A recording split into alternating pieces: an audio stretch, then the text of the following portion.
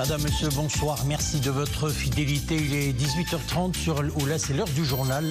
Voici les titres.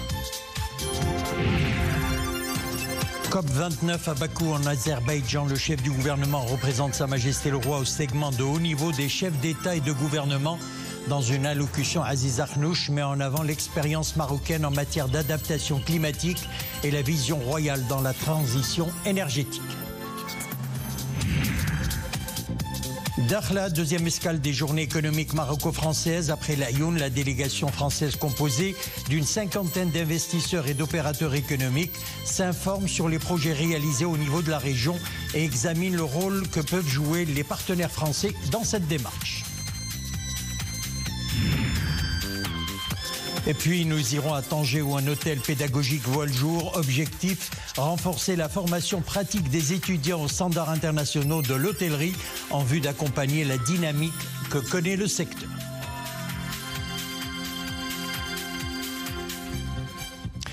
Avant le développement de ces titres, Sa Majesté le Roi Mohammed VI a adressé un message de condoléances et de compassion aux membres de la famille de l'ambassadeur et l'ancien joueur international marocain de football, Feu Abdelkader El-Cheb. Dans ce message, Sa Majesté le Roi se remémore les vertus du défunt, connu pour ses hautes qualités morales et son attachement indéfectible aux valeurs de patriotisme sincère dont il a fait montre avec dévouement et abnégation, aussi bien lors de l'accomplissement de ses responsabilités diplomatiques ou en tant que joueur talentueux ayant marqué de son empreinte le parcours brillant du football marocain durant les années 70 et 80 du siècle dernier. Rappelant que le regretté s'est ainsi illustré en combinant avec brio sa passion sportive et ses études universitaires. Le Maroc au plus grand rassemblement planétaire pour le climat, la COP29, lancée hier à Bakou en Azerbaïdjan. Le chef du gouvernement Aziz Akhnouch, qui représente Sa Majesté le Roi Mohammed VI au segment de haut niveau des chefs d'État et de gouvernement, a mis en avant l'expérience du royaume en matière d'adaptation au changement climatique. C'est un sujet de nos envoyés spéciaux à Bakou, Houdam Sahel, Hamza Sayeh avec Nissel Hamdaoui. L'engagement du Maroc dans la transition énergétique au niveau national, international et continental, exposé par le chef du gouvernement aux participants au segment de haut niveau des chefs d'État et de gouvernement dans le cadre de la COP29. Dans son allocution, Aziz Akhnouch met en relief l'expérience du royaume en matière d'adaptation au changement climatique. Une expérience cumulée sous l'impulsion de Sa Majesté le Roi. Et parmi les mesures d'adaptation qui répondent aux défis climatiques, notamment dans le domaine de l'agriculture, l'initiative AAA. Le chef du gouvernement n'a pas manqué de mettre en avant sa portée. L'initiative pour l'adaptation de l'agriculture africaine AAA a été lancée sous l'impulsion de Sa Majesté lors de la COP22 à Marrakech avec une vision audacieuse, transformer l'agriculture africaine et protéger l'environnement pour faire face au changement climatique. En collaboration étroite avec l'initiative africaine d'adaptation, l'initiative AAA poursuit son action sur 3 principaux axes. L'amélioration de la gestion des sols, l'accès accru à l'eau pour l'irrigation et l'intégration des technologies agricoles résilientes. Autre aspect de la vision prospective de Sa Majesté le Roi, cité par Aziz Akhnouch, le développement des énergies renouvelables. Une solution offrant de nombreux avantages, tant pour l'environnement que pour l'économie. Conformément à la vision du souverain, les énergies renouvelables au Maroc représentent aujourd'hui environ 40% de la capacité de production électrique. Un chiffre qui sera porté à 52% avant 2030. Et concernant le plan d'action climatique visant à réduire les émissions de gaz à effet de serre, le Maroc a d'ores et déjà engagé l'actualisation de sa contribution déterminée au niveau national. Le chef de l'exécutif décline ses actions dans ce sens. Le Maroc a déjà entamé l'actualisation de sa contribution déterminée au niveau national, en intégrant de nouveaux projets structurants, notamment le dessalement de l'eau de mer via l'énergie renouvelable, la valorisation de la biomasse, ainsi que l'offre hydrogène vers Maroc. dotée de ressources solaires et éoliennes parmi les plus compétitives, ainsi qu'une expérience éprouvée dans l'attractivité des investissements, le Maroc entend jouer un rôle important dans la réponse aux enjeux majeurs de neutralité carbone. Les défis climatiques sont grands et ils concernent chaque nation de la planète, en particulier les pays les plus industrialisés. Le chef du gouvernement rappelle que le monde est rattrapé par des catastrophes naturelles qui deviennent plus fréquentes et intenses, générant ainsi des pertes humaines et économiques considérables. De ce fait, les attentes sont à la hauteur de l'ampleur du dérèglement climatique. Le monde attend de la COP29 des engagements concrets pour accélérer la transition écologique et fournir de manière solidaire les moyens nécessaires à sa mise en œuvre, notamment les solutions de financement durable pour les fonds d'adaptation et les mécanismes d'assurance climatique. La COP29 met essentiellement l'accent sur l'épineuse question du financement climatique, un sujet ô combien important pour le groupe des pays les moins avancés qui paient le plus lourd tribut au réchauffement de la planète. Sur haute instruction royale, le Maroc se solidarise avec l'Espagne suite aux tragédies causées par la tempête Dana qui a entraîné de lourdes pertes humaines et d'importants dégâts matériels. Dans cet élan solidaire, Sa Majesté le Roi a donné ses hautes instructions au ministre de l'Intérieur pour coordonner l'envoi de l'aide nécessaire, réaffirmant ainsi l'engagement inébranlable du Royaume à se tenir aux côtés de l'Espagne. En réponse aux besoins urgents des zones sinistrées, le Maroc a concrétisé sa solidarité par un déploiement logistique significatif pour renforcer les efforts de secours à la demande du gouvernement espagnol. Une opération exceptionnelle a été lancée, mobilisant 24 camions autopompes aspirants et 70 opérateurs marocains arrivés ce matin en Espagne pour venir en aide à la région de Valence, gravement touchée par la tempête Dana. Par cet engagement incarné dans les hautes instructions royales, Sa Majesté le Roi réaffirme son attachement aux valeurs de respect, d'amitié et de solidarité agissante qui constituent l'essence même des liens profonds unissant les deux nations. Le souverain a été parmi les premiers chefs d'État à exprimer ses sincères condoléances à Sa Majesté le Roi Felipe VI, à la reine Laetitia et au chef du gouvernement espagnol. Le Maroc déplore la perte de 7 ressortissants, tandis que 8 autres demeurent disparus. Les équipes sur place, notamment le consulat du Royaume à Valence, en coordination avec l'ambassade du Maroc en Espagne, déploient les efforts nécessaires pour localiser les personnes disparues et accompagner leurs familles dans cette épreuve difficile.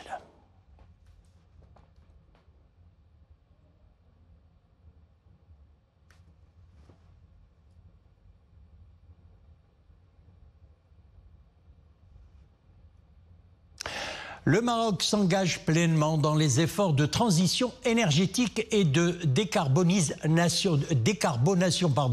Aidé en cela par ses partenaires internationaux, le FMI a d'ailleurs approuvé un financement de 415 millions de dollars en faveur du Royaume. Ce financement sur 18 mois soutiendra la transition du pays vers une économie plus verte et contribuera à renforcer sa préparation et sa résilience face aux catastrophes naturelles, notamment celles liées au changement climatique. On prend à présent la direction des provinces du Sud. D'après l'Aïoun, les chefs d'entreprise et de décideurs économiques français sont à Dakhla pour explorer les opportunités d'investissement dans la région. La visite de la délégation française est rehaussée par la présence de l'ambassadeur de France au Maroc et elle a pour objectif de traduire concrètement dans les faits la coopération entre le Maroc et la France dans les différents domaines. C'est un reportage de Bekar Glimi et Mohamed Iddes avec un récit de Sofia Fegrout. Un roadshow économique démarre toujours chez les responsables locaux et régionaux. Au cœur des discussions, la coopération multiforme entre le Maroc et la France. À la tête d'une importante délégation, l'ambassadeur français au Maroc, Christophe Lecourtier, affirme que cette tournée illustre le soutien exprimé par le président français à l'intégrité territoriale du Royaume. Évidemment, ça intervient dans un moment tout à fait particulier pour les relations entre la France et le Maroc, puisque le président de la République, cet été, a eu l'occasion de préciser la position de la France sur l'avenir de ces régions et sur le caractère absolument essentiel du plan d'autonomie, qui est la seule solution crédible pour l'avenir de ces régions. Il l'a dit de manière très claire. Il l'a redit encore il y a 2 semaines lors de sa visite d'État à l'invitation de Sa Majesté le Roi à Rabat. Et il a demandé aussi, le président de la République, que nous puissions mettre en œuvre assez rapidement la volonté de la France d'accompagner le Maroc et d'accompagner ces régions dans leur développement économique et social. Dans les locaux du Conseil de la région Dakhla Ouad Dahab, les opérateurs économiques français s'informent du potentiel local en matière d'investissement, de partenariats et d'échanges commerciaux. Concrètement, ce sont des projets réalisés ou à mettre en œuvre dans le cadre du programme de développement régional. L'occasion d'examiner le rôle que peuvent jouer les partenaires français dans cette démarche.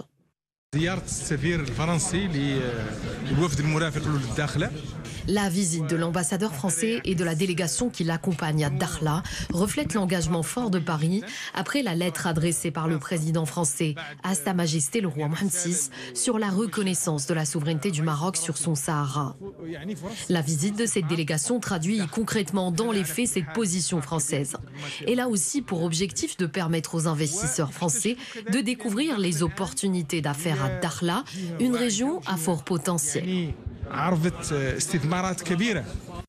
Dans son opération Séduction, la région de Dakhla Ouad Dahab met en avant les divers aspects de développement, notamment les grands projets d'infrastructure, les opportunités d'investissement et les facilités accordées aux investisseurs. Cette tournée, initiée par la Chambre française de commerce et d'industrie du Maroc, met en lumière les plans de développement régional et communal. Car si le développement socio-économique des provinces du Sud est déjà en marche, la France veut à présent y contribuer. Dans l'actualité législative, la Chambre des conseillers tiendra mardi prochain à 15h une séance plénière consacrée aux réponses du chef du gouvernement aux questions relatives à la politique générale. La séance sera axée sur le système de l'industrie nationale, un levier de l'économie nationale. Et puis demain et après-demain, la Chambre des représentants tiendra des séances plénières consacrées à l'examen et au vote du projet de loi de finances au titre de l'exercice budgétaire 2025. Une séance plénière se tiendra jeudi à 10h et sera consacrée à la présentation du rapport de la Commission des finances et du développement économique, ainsi qu'à la discussion générale de la première partie du PLF et la présentation de la réponse du gouvernement. Une deuxième séance se déroulera le même jour à 15h et sera dédiée au vote de la première partie du projet. À l'international, le vote de confiance envers le gouvernement fédéral du chancelier social-démocrate Olaf Scholz, suite à l'implosion de sa coalition, devrait se tenir le 16 décembre au Bundestag pour ouvrir la voie à des élections anticipées qui devraient avoir lieu le 23 février 2025. Les différents groupes parlementaires allemands se sont mis d'accord sur ces 2 dates cruciales pour résoudre une crise politique provoquée par l'éclatement de la coalition gouvernementale après le limogeage du ministre des Finances par le chancelier allemand sur fond de différends profonds, notamment concernant la politique économique menée dans le pays. Et puis aux États-Unis, le président américain élu Donald Trump forme sa nouvelle équipe avec une série de nominations à des postes clés de sa future administration qui entre en fonction en janvier prochain. Trump a ainsi nommé le patron de Tesla, Elon Musk, et un autre homme d'affaires, Vivek Ramaswamy, à la tête d'un nouveau département de l'efficacité gouvernementale avec pour mission de réduire les dépenses publiques et rationaliser la bureaucratie. Le président élu a désigné Pete Hegseth, un vétéran de l'armée et animateur de la chaîne conservatrice Fox News, au poste de secrétaire à la Défense, et John Ratcliffe, un ancien membre de la Chambre des représentants à la tête de l'agence de renseignement CIA. Donald Trump a nommé le membre de la Chambre des représentants pour la Floride, Michael Waltz, au poste de conseiller national à la sécurité. Il constitue un joyau de la formation hôtelière au Maroc, un établissement de pointe destiné à former des profils prêts à répondre aux exigences croissantes du secteur touristique. Je vous parle du nouvel hôtel pédagogique de l'Institut spécialisé de technologie appliquée hôtelière et touristique de Tanger. La structure a été inaugurée par la ministre du Tourisme, de l'Artisanat et de l'Économie sociale et solidaire, Fatem Zahra Ammour. C'est le deuxième établissement du genre à ouvrir ses portes après celui de Ouarzazate. Mohamed Touanina, Zakaria Moqinbillah. Cette cuisine ultra équipée ferait presque penser à un grand restaurant ou à un établissement hôtelier. Détrompez-vous, ce sont les cuisines du nouvel hôtel pédagogique fraîchement installé à l'Institut spécialisé de technologie appliquée hôtelière et touristique de Tanger. Ces jeunes chefs sont des apprenants qui s'exercent dans les conditions réelles du métier. Objectif, renforcer la formation pratique des étudiants aux standards internationaux de l'hôtellerie. Cet hôtel pédagogique ouvert dans notre institut contribue à résoudre beaucoup de problèmes pratiques. Il nous donne ainsi l'opportunité de mettre en application ce que nous avons appris. L'établissement comprend plusieurs locaux. Nous disposons d'un restaurant où nous pouvons pratiquer davantage. Dans le cadre de notre formation, nous avons plusieurs stages programmés dans des établissements hôteliers. Avec l'hôtel pédagogique, nous pouvons appliquer les connaissances théoriques.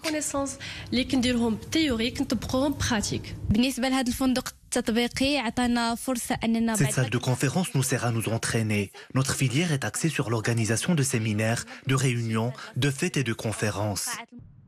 Cet hôtel pédagogique comprend plusieurs aires de formation, notamment 2 suites et 5 chambres, un restaurant de 150 places, un auditorium, une cuisine pédagogique et un atelier de pâtisserie-boulangerie. Nous avons 6 filières de techniciens spécialisés en tourisme d'affaires, événementiel et tourisme international. Dans les filières de techniciens, nous avons 4 formations dans la cuisine méditerranéenne et la restauration. Cet institut permettra de prodiguer un enseignement moderne aux stagiaires. L'objectif étant de rehausser la qualité de la formation dans notre pays et de répondre aux besoins du marché de l'emploi et par conséquent améliorer la qualité des services. L'Institut propose désormais une offre de formation élargie avec 6 nouveaux programmes lancés en 2024. L'établissement affiche actuellement un taux d'insertion exceptionnel de 86% pour ses lauréats, preuve de la qualité de sa formation et sa pertinence par rapport aux besoins du marché du travail. Nous passons à présent au bulletin météo pour vous signaler que de fortes rafales de vent avec tempête de poussière probable sont prévues demain dans plusieurs provinces du royaume. C'est ce qu'annonce la Direction générale de la météorologie. Ces fortes rafales de vent de 75 à 90 km/h concerneront demain de 7h à 17h les provinces de Figuig, Jarada, Oujdan Gad, Taourit, Boulmen et Midelt. Et on passe au sport éliminatoire de la CAN 2025 Gabon-Maroc. C'est vendredi à Franceville, au Gabon. Le sélectionneur national Walid Regragui a tenu hier soir au complexe Mohamed VI de football de Salé une conférence de presse. Le coach a affirmé que la concurrence est rude entre les joueurs pour faire partie de l'effectif de l'équipe nationale de football. Déjà qualifiés pour la CAN 2025, les Lions de l'Atlas devront confirmer leur parcours face à une redoutable équipe gabonaise. La partie ne sera pas facile. Écoutons le sélectionneur national. Une autre difficulté, peut-être 5 ou 6 heures d'avion. D'autres conditions. Maintenant, c'est un moment de l'année où il y a beaucoup de blessures.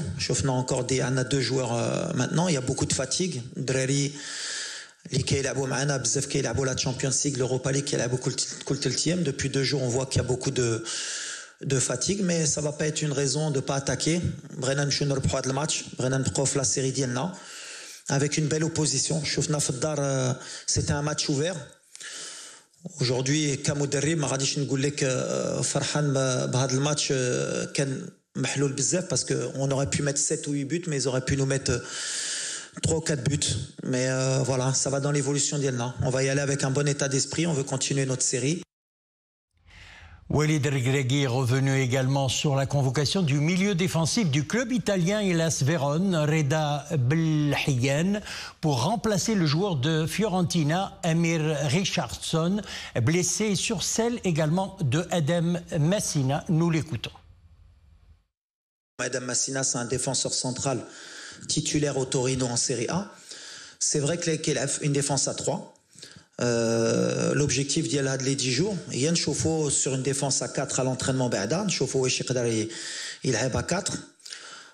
Pourquoi pas à l'avenir peut-être jouer à 3, ça peut être aussi une solution dans un match ou dans l'année.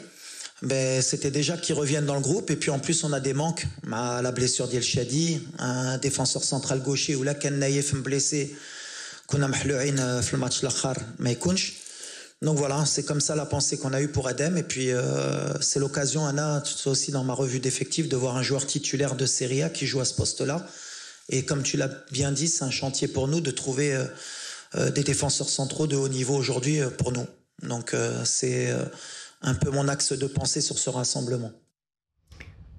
Voilà, donc je rappelle Maroc-Gabon, ou plutôt Gabon-Maroc, puisque la rencontre se jouera à Franceville. C'est vendredi, nous y reviendrons bien entendu demain. Excellente soirée et à bientôt.